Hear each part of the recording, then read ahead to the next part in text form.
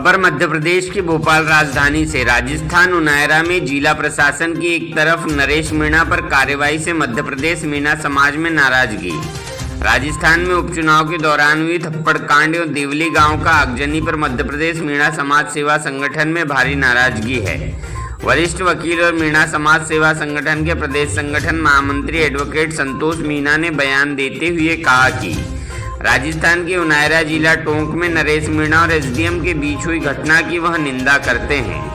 किसी भी सभ्य समाज में इस तरह की घटना स्वीकार नहीं की जा सकती, लेकिन इस घटना में शासन प्रशासन द्वारा बिना जांच किए गए एक तरफा कार्रवाई की जा रही, वह स्वीकार योग्य नहीं। मीणा समाज ने अपने स्तर पर जानकारी जुटाई, जिसके आधार पर यह पता चला कि जिस पोलिंग बूथ और गांव में यह घटना घटित हुई, उस गांव के लोगों ने अपनी किसी मांग को लेकर वोटिंग का बहिष्कार कर दिया था, जिसके बाद जिला कलेक्टर द्वारा एसडीएम पर दबाव बनाकर शासकीय कर्मचारी पर सस्पेंड करने जैसी कार्रवाई की। और भी आगे क्या कहा, देखिए इस रिपोर्ट।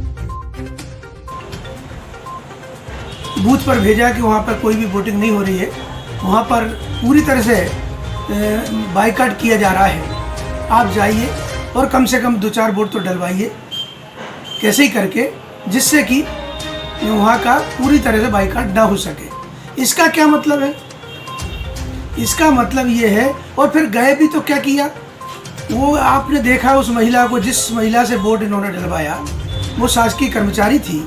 उसने स्पष्ट कहा कि मुझे ये कहा गया एसडीएम के द्वारा कि वोट डालो नहीं तो मैं तुम्हें सस्पेंड कर दूंगा। ये कृत्य क्या एसडीएम का है? ये कर्तव्य क्या एसडीएम का है? वो जो ड्यूटी बता रहे हैं कि मेरी ड्यूटी है, क्या इस प्रकार से किसी व्यक्ति को वोट डालने के लिए प्रताड़ित किया जा सकता है?